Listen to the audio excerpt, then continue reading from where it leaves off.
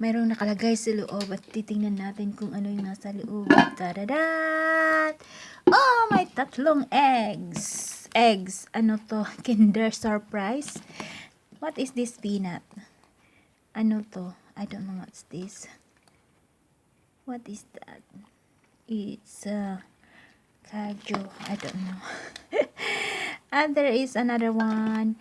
Tapos may KitKat original 104 calories. Oh gosh.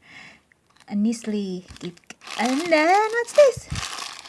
Maltesers. There you go.